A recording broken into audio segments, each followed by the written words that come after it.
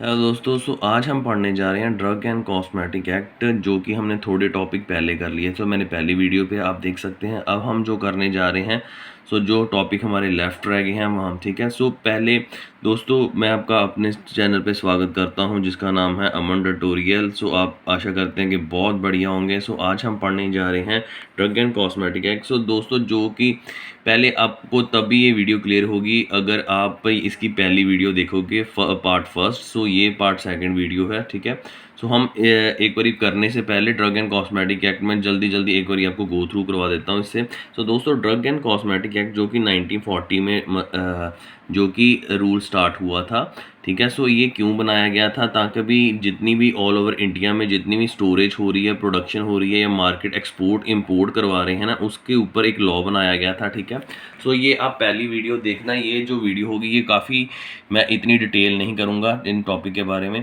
क्या था कि अभी पहले सिर्फ इंडिया का आयुर्वेदिक सिस्टम बेस्ट था। उसके कारण क्या था कि इंडियन को आयुर्वेदिक सिस्टम ही चल रहा था। जब इंग्लैंड का रूल होता था तो वो अपना जो इंडियन को एक्सपायरी और चीप मेडिसिन देते थे। इसलिए फिर जब 1940 में इंडिया अपने पावर में आया तो उन्होंने क्या किया कि एक ऐसा लॉ पास किया, जिसके कारण क्या हुआ कि भी इंडियन लोगों को फ़ायदा हो सके, ठीक है। 40 में एक रूल पास हुआ और 45 में वो इन्वेंट हो गया था, इम्प्लीमेंट हो गया था, ठीक है। इम्प्लीमेंट जो था पूरा इंडिया में हो रहा था, बट वो JNK में नहीं हो रहा था, क्योंकि तब 370 लॉ जो है फॉलो होता था, ठीक है। अब जैसे मोदी जी ने 370 हटा दी है, तो अब 370 के बाद ये JNK में भी हो रहा था। मैंने अमेंडमेंट की भी बात आपको बताई थी कि अमेंडमेंट होती है कि कभी कोई रूल बनता है तो उसमें कुछ चेंजेस रह जाती है, उसमें मॉडिफिकेशन करनी है, क्योंकि फर्स्ट टाइम में वो रूल प्रॉपर नहीं बन पाता, ठीक है ना। कुछ अगर ऐसी चेंजेस हैं, कुछ ऐसी मॉडिफिकेशन है उस रूल को परफेक्ट करने के लिए, तो उसको बोलते हैं हम अमेंडमेंट, ठीक है। नंबर ऑफ टाइम यहाँ अमेंडमेंट लिखी हुई है मैंने, ये आप देख सकते हैं कौन कौन से ईयर में है ड्रग एंड कॉस्मेटिक में अमेंडमेंट चेंजेस हुई हैं, ठीक है। उसके बाद हमने पढ़ा था कि ये ऑब्जेक्टिव, इसका लक्ष्य क्या था ड्रग एंड कॉस्मेटिक का। मेन इसका लक्ष्य यही था कि भी ये जो भी पढ़े लिखे लोग होते हैं, जिन्होंने डी फार्मेसी बी फार्मेसी की हो, वो ही सोल्ड करें। और जितना भी जो सोल्ड करते हैं उनके पास लाइसेंस होना चाहिए, चाहे वो सेल को लेके हो, चाहे वो मैन्युफैक्चरिंग को लेके हो, एक्सपोर्ट इंपोर्ट को लेके हो, ठीक है ना। कमेटीज़ भी थी जो कि पहले सिर्फ आयुर्वेदिक और सिंधा यूनानी को कंट्रोल करती थी, बट अब वो कमेटीज़ क्या थी, एलोपैथी को भी कंट्रोल करती थी, ठीक है। ये काफ़ी, मैं जो टॉपिक करवा रहा हूँ काफ़ी फास्ट करवा रहा हूँ। आप पहली वीडियो से देख सकते हो, ठीक है। सिर्फ ये हम कह सकते हैं एक नज़र दे रहे हैं इस वीडियो जो पिछले टॉपिक थे, ठीक है। ड्रग की डेफिनेशन पढ़ी थी हमने कि कोई भी ऐसी मेडिसिन होती हैं जो हम इंटरनली एक्सटर्नली ह्यूमन बॉडी के लिए अप्लाई करते हैं ताकि वो डिजीज़ को प्रिवेंट कर सके, ठीक है। उसके बाद कोई भी ऐसा इंसेक्टिसाइड्स हो जो ह्यूमन इंसेक्ट रिपेलेंट हो, इंसेक्टिसाइड्स हो जो कि किल करता हो इंसेक्ट को, कॉजिंग डिजीज़, जो डिजीज़ कॉज कर रहा है किनमें, ह्यूमन बीइंग में, ठीक है ना। ऐसे इंसेक्ट जो ह्यूमन बीइंग में डिजीज़ कॉज कर रहे हैं उनको भी हम ड्रग्स के अंडर ही लेंगे, ठीक है। कॉस्मेटिक होता था ऐसा कोई आर्टिकल जो कि हम अपनी बॉडी पे लगाते हैं तो वो हमारी क्लींजिंग और ब्यूटिफिकेशन को प्रमोट करे, ठीक है। उसके बाद हमने मिस ब्रांडेड ड्रग का यही बताया था कि कोई भी ऐसी ड्रग जिसमें नेम ऑफ मेडिसिन अगर अच्छी तरह से नहीं बताया होगा, मैन्युफैक्चर का नाम, कंपनी नेम, डेट एक्सपायरी, ये सारा कुछ अच्छा लिखना होना चाहिए। साथ ही साथ जो स्ट्रिप होगी मेडिसिन की, उसमें प्रॉपर क्या है, कोई भी प्रिंटिंग अच्छी होनी चाहिए, इंक अच्छी होनी चाहिए, गुड, और जो अंदर टैबलेट होगी वो भी अच्छी होनी चाहिए। उसके बाद हमने अडल्ट्रेटेड, दोस्तों ये डेफिनेशंस आपको बहुत आगे भी सारी जगह यूज़ होगी। इसकी डेफिनेशन का मीनिंग आप समझ लीजिए। अडल्ट्रेटेड ड्रग्स वो होती हैं जिनमें मिक्सिंग हुई होती है, और अकेली मिक्सिंग नहीं है, क्योंकि वो मिक्सिंग इसलिए करनी चाहती है ताकि भी जो मेन जो मैन्युफैक्चर होता है वो ज़्यादा से ज़्यादा प्रॉफिट कमा सके। साथ ही साथ इसमें मिक्सिंग इसकी अडल्ट्रेशन उसे भी बोलते हैं जिसकी प्रॉपर स्टोरेज कंडीशन भी नहीं अच्छी हो। स्टोरेज कंडीशन के ड्रग को अगर स्टोर करना हो तो उसमें क्या है कि भी उसका देखा जाता है कि उसकी वो जो ड्रग है उसको कोई ज़्यादा टेम्परेचर पे ना रखा जाए, जिनको जितना टेम्परेचर चाहिए उतना ही टेम्परेचर पे रखा जाए, लाइट, मॉइस्चर और माइक्रोबियल कंटेमिनेशन से भी दूर रखा जाए ताकि वो ड्रग जो है ख़राब ना हो, ठीक है ना। सो उसके बाद सुपीरियस ड्रग का मैंने बताया था कि दो ड्रग जिनकी रिजेंबलेंस सेम है बट उन पे लेबल ना होने के वजह से उन पे गलत लेबलिंग जो हो जाती है उसे बोलते हैं हम सुपीरियस ड्रग्स बोलते हैं, ठीक है। मैन्युफैक्चरिंग ड्रग्स वो होते, मैन्युफैक्चरर वो होता है जो अकेला वो बैच ना डाले, साथ ही साथ पैकेजिंग, लेबलिंग और फिनिशिंग भी प्रॉपर दे अपने एक बैच को, ठीक है। सिर्फ वो डिस्पेंस और सेल डिस्ट्रीब्यूशन पे ध्यान नहीं देगा, उस वो एक अलग डिपार्टमेंट होगा, उसका सिर्फ यही काम है कि वो अच्छे से बैच डाले और साथ ही साथ लेबलिंग, पैकेजिंग और लेबलिंग, पैकेजिंग और प्रॉपर फिनिशिंग दे अपने बैच को, ठीक है। पेटेंट ड्रग्स वो होती हैं जो क्या क्या प्रिस्क्राइब होती हैं ह्यूमन बीइंग को for internal and external use, but ये किसी भी फार्माकोपिया को क्या कहते हैं फॉलो नहीं करती, ठीक है, उसे बोलते हैं हम पेटेंट ड्रग्स, ठीक है। सो एडमिनिस्ट्रेशन की बात करें तो कोई भी अगर ये ड्रग एंड कॉस्मेटिक एक्ट को कोई तो एडमिनिस्ट्रेशन इसकी कर रहा होगा तो उसमें पहले एडवाइजरी सिस्टम आ जाते हैं, जो एडवाइजरी होते हैं जो अपनी एडवाइस देते हैं इस लॉ को लेके, ठीक है ना। सो इसमें दो बोर्ड्स होते हैं, सो दो कमेटीज़ होती है, एक ड्रग एडवाइजरी बोर्ड होती है, एक ड्रग कंसल्टेटिव कमेटीज़ होती हैं। ड्रग एडवाइजरी बोर्ड में एक्स सर्विसमैन जो रिटायर्ड ऑफिसर होंगे, यहाँ पे नॉमिनेट जो सरकार द्वारा चुने जाएंगे और इलेक्टेड जिनकी इलेक्शन होगा, जो फार्मेसी के रिगार्डिंग जो मतलब पर्सन होंगे वो इलेक्ट करेंगे अपने कैंडिडेट को किसके लिए, ड्रग टेक्निकल एडवाइजरी बोर्ड के लिए, ठीक है। सो एनालिटिकल में क्या आ जाता है, एनालिटिकल में क्या ये सारे मेंबर्स होते हैं किसके, ड्रग टेक्निकल एडवाइजरी बोर्ड के 3 मेंबर होते हैं, रिटायर्ड ऑफिसर होते हैं, नॉमिनेट सरकार द्वारा चुने जाते हैं और इलेक्टेड जो फार्मेसी के ही बंदे जो है इलेक्ट करेंगे एक चुनिंदा कैंडिडेट को जो कि टेक्निकल बोर्ड का मेंबर होगा, ठीक है। और उसके बाद एनालिटिकल में सेंट्रल की लेबॉर्ट्रीज होती हैं, स्टेट की लेबॉर्ट्रीज होती हैं और गवर्नमेंट एनालिस्ट होता है। गवर्नमेंट एनालिस्ट की पोस्ट भी आती है, ठीक है। सो ये गवर्नमेंट एनालिस्ट क्या करते हैं, ये क्या टेस्टिंग करते हैं, किस में कहाँ पर करते हैं, जहाँ पर भी इनकी ड्यूटी होगी, चाहे अगर वो स्टेट के होंगे तो स्टेट की लेबॉर्ट्री में जाकर टेस्ट करेंगे, अगर वो सेंट्रल के होंगे तो सेंट्रल की लेबॉर्ट्री, सेंट्रल की वैसे कलकत्ता पे लेबॉर्ट्री है, ठीक है। सो उसके बाद आ जाता है एग्जीक्यूटिव, वो होता है, एग्जीक्यूटिव का मतलब कि जो एग्जीक्यूट कराते हैं, जो लाइसेंस प्रोवाइड करते हैं, जो कंट्रोल रखते हैं कि मेडिसिन जो है वो ही बेची जाए जो कि मतलब कि उनको परमिशन मिली गई है, चाहे वो रिटेल को हो चाहे वो होलसेल को। और ड्रग इंस्पेक्टर क्या करते हैं कि भी कहीं से भी ड्रग इंस्पेक्टर कहीं से जहाँ भी रिटेल शॉप है, होलसेल शॉप है, फूड डिपार्टमेंट फूड भी होता है, जहाँ फूड के सैंपल कलेक्ट करें और साथ ही साथ एक्साइज के सैंपल जो ये कलेक्ट करते हैं और अपनी लेबॉर्ट्रीज में जाके ये दे देते हैं। फिर उसके बाद जो गवर्नमेंट एनालिस्ट होते हैं वो जाके इसको टेस्ट करते हैं, अगर इन केस वो फेल हो जाता है वो जो सैंपल है तो फिर गवर्नमेंट जो है कि लीगल एक्शन लेती है, ठीक है। सो ये आप लास्ट वीडियो पे अब सारा इनके बारे में देख लेना, ठीक है। सो आज अब हम जो पढ़ने जा रहे हैं, जो हमारा रहता है टॉपिक, अब उसकी तरफ आते हैं हम, ठीक है। सो ये सारा आप लास्ट वीडियो पे देख लेना, ठीक है। तो मैं अब अपने मेन टॉपिक की तरफ आता हूँ जहाँ से मैंने छोड़ा था, ठीक है। तो अब हम बात करने जा रहे हैं, ठीक है। सो यहाँ से हम अब टॉपिक आगे बढ़ाते हैं। सो इसका मतलब है प्रोहिबिशन ऑफ द मैन्युफैक्चरिंग, क्या प्रोहिबिशन ऑफ द मैन्युफैक्चर है कि medicine manufacture of the medicine is banned. So इसमें क्या है कि भी नॉट मैन्युफैक्चरिंग दीज ड्रग, कहता है भी किन ड्रग्स के ऊपर के मैन्युफैक्चरर को रोक लगाई है कि वो मैन्युफैक्चर नहीं करेगा ड्रग, जैसे miss branded drugs, spurious drugs है और अडल्ट्रेटेड ड्रग्स को मैन्युफैक्चर नहीं बनाएगा, ठीक है ना। और साथ ही साथ जो डेंजरस है ह्यूमन बीइंग के लिए और जिनकी थेरेपेटिक वैल्यू कम है, और साथ ही साथ साइक्लोमेट्स भी नहीं बनाएंगे। कौन नहीं बनाएंगे, मैन्युफैक्चरर नहीं बनाएंगे, ठीक है।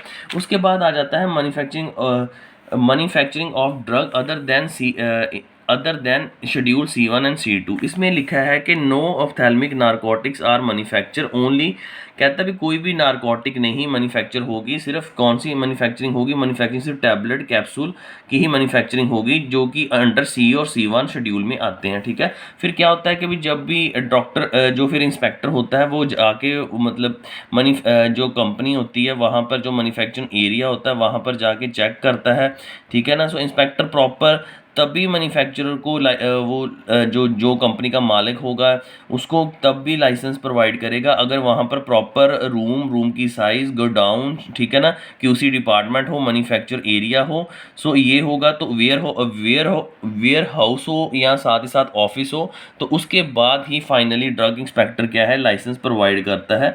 सो जो मैन्युफैक्चरिंग होगी सिर्फ नारकोटिक्स की नहीं होगी, इसीलिए लिखा है कि manufacturing of drug other than in other than in schedule C and C1 कि सिर्फ टैबलेट कैप्सूल की होगी और C1 और C2 are made under the C, ठीक है ना। सो टैबलेट और टैबलेट्स और कैप्सूल की ही मैन्युफैक्चरिंग करेंगे, सिर्फ ना कि नारकोटिक्स की करेंगे, ठीक है ना। इसमें आ जाता है ये सारा कुछ जो अंडर C1 और सी और C1 के अंदर शेड्यूल के अंदर टैबलेट मैन्युफैक्चरिंग आती है, उनकी ही सिर्फ मैन्युफैक्चरिंग की जाएगी, ठीक है ना। Manufacturing of drug other then मतलब जो C1 और C1 से हट के उनकी उसमें कौन से आ जाते हैं, जो टैबलेट और कैप्सूल्स आ जाते हैं, ठीक है ना, जो शेड्यूल उसमें, ठीक है। साथ ही साथ इसमें QC सेक्शन देखा जाएगा, एक स्टोर एरिया भी देखा जाएगा, साथ ही वो रिकॉर्ड सारा जितना भी एक्सपायरी मेडिसिन का पिछले 2 साल का सारा देखा जाएगा। ड्रग इंस्पेक्टर देखेगा जितने भी sample of old and new drugs की भी checking proper inspection drug inspector करेगा। दोस्तों क्या होता है कि ड्रग इंस्पेक्टर हर 2-2.5 साल में 6 महीने के अंदर जाके चेक करता है कि भी जितनी भी मेडिसिन है उनकी चेकिंग होती है सारी, ठीक है ना। सो उनकी एक्सपायरी चेक होती take 6 month in the so वो टेस्टिंग आता है विद इन 2.5 डेज में, वो 6 मंथ विजिट हर 6 महीने में आके चेक करता है कि मेडिसिन कोई एक्सपायरी तो नहीं, that the medicine is not expiry and if failed. So अगर उसको लगे कि भी ये फेल हो गया, क्योंकि एक्सपायरी एटलीस्ट 2 साल की तो होगी, वो 2 साल के बीच में 6 महीने में मतलब ड्रग्स जो इंस्पेक्टरों का विजिट करेगा, अगर उसको वो सैंपल ले जाएगा जो फेल होंगे और उसको अकेली मैन्युफैक्चरिंग एरिया में से नहीं लेके जाएगा, चाहे वो रिटेल शॉप हो या कहीं भी और होगी तो वहाँ से भी मेडिसिन ले जाएगा, ठीक है। सारा डाटा जितना भी है ड्रग का जो डाटा होगा वो भी मतलब कि प्रॉपर होना चाहिए मैन्युफैक्चरिंग यूनिट में, ठीक है ना। सो वो कम से कम 90 to 100 सैंपल ले जाएगा। सो हर 6 महीने में 90 से जो है 100 जो है सैंपल ले जाएंगे, और साथ ही साथ जो है जितनी बारी भी इंस्पेक्टर आया है वो उसकी भी सारी प्रॉपर जो है लिखा होना चाहिए, और हाउ मच कितनी उसने टैबलेट सैंपल लिए हैं वो भी, और हाउ मैनी वो कितनी उसने पास और फेल की है ये भी सारा रिकॉर्ड होना चाहिए जब जो भी ड्रग बनती है, ठीक है। और क्या है कि जो सैंपल्स होंगे चाहे, ठीक है ना, और कफ सिरप के सैंपल होंगे जिनमें अमोनिया क्लोराइड, सोडियम सिट्रेट और बोरेक्स हेक्सिन ये भी चेक होंगे, इनका स्टैंडर्ड सैंपल भी चेक होगा, जो कि जितनी भी मैंने बताई है ammonia chloride, sodium citrate, borax और हेक्सिन होंगे, ये जो है कि ड्रग ये लखनऊ से ही जो मेन इनका सेंटर है वहाँ से ही परचेज़ की जानी चाहिए, ठीक है ना। इसका है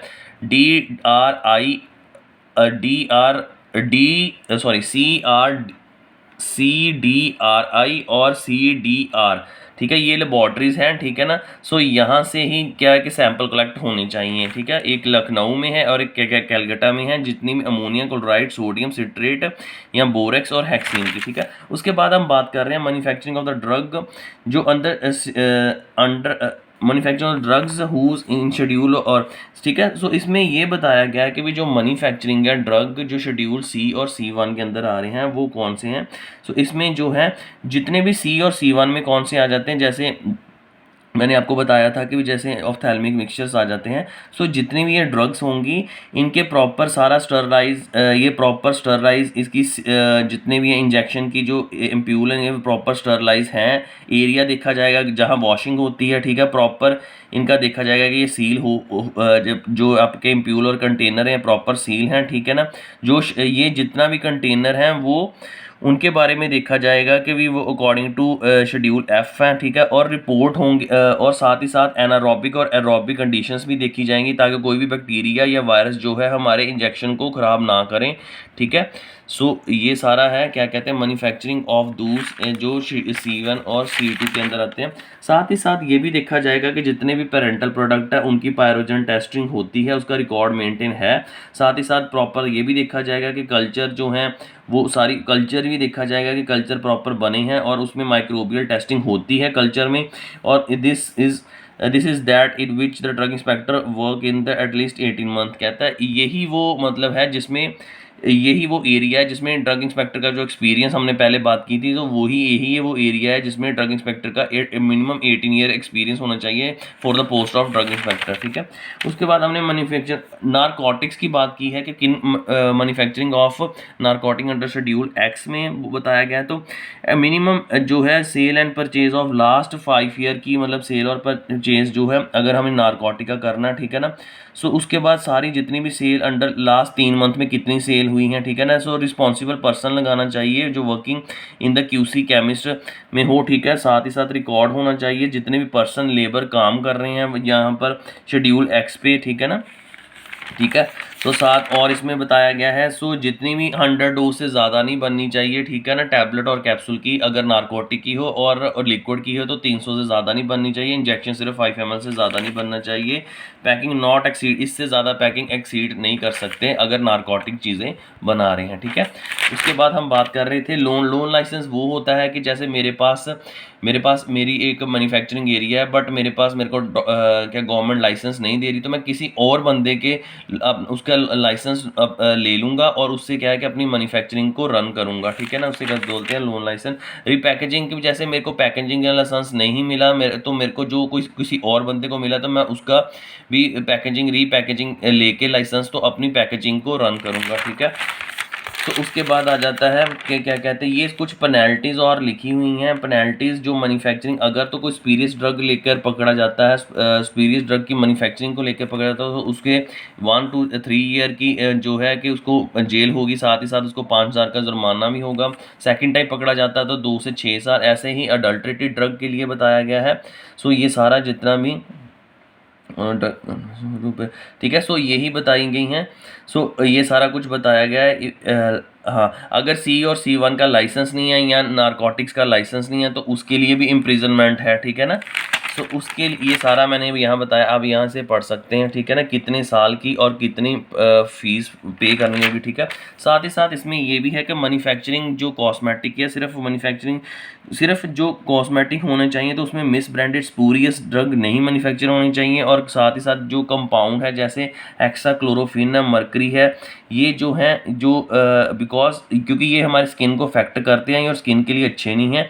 सिर्फ यही। और आर्सेनिक की जो डोज होनी चाहिए वो 2 ppm से लेके पार्ट पर मिनट तक होनी चाहिए, क्योंकि ठीक है। सो ये स्किन प्रेपरेशंस हैं, तो स्किन प्रेपरेशंस की भी जो कॉस्मेटिक की बात की है, तो यही बताया गया है कि किन किन ड्रग्स की जो है मनी कॉस्मेटिक की प्रेपरेशंस होनी चाहिए। साथ ही साथ यहाँ पर सो यही था दोस्तों आज का टॉपिक। अब ये मेरी सेकंड वीडियो थी, फर्स्ट वीडियो भी देख लीजिए ताकि आपको ज़्यादा से ज़्यादा क्लियर हो सके। सो इसमें किस ड्रग की प्रोहिबिशन बताई गई हैं, ठीक है ना, जो किस C1 और C2 के अंदर कौन सी ड्रग्स आती हैं, ठीक है ना, एक्स के अंदर कौन सी आती है, और जो prohibition of other than C1 and C2 है, उसमें टैबलेट और कैप्सूल आ जाता है, ठीक है ना।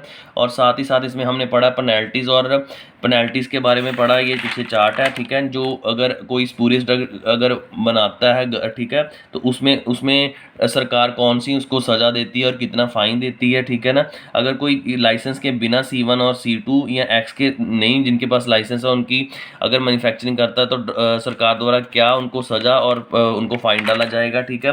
साथ ही रीपैकेजिंग लाइसेंस के बारे में बताया है, लोन लाइसेंस के बारे में बताया है। So this is was all about the drug and cosmetic video. So पहली भी वीडियो चाहे देखें और दूसरी भी वीडियो चेक करें, तभी आपको सारा ये चैप्टर क्लियर होगा। अगर आपको वीडियो अच्छी लगी है तो लाइक शेयर कमेंट ज़रूर करें। Thank you very much for watching my video.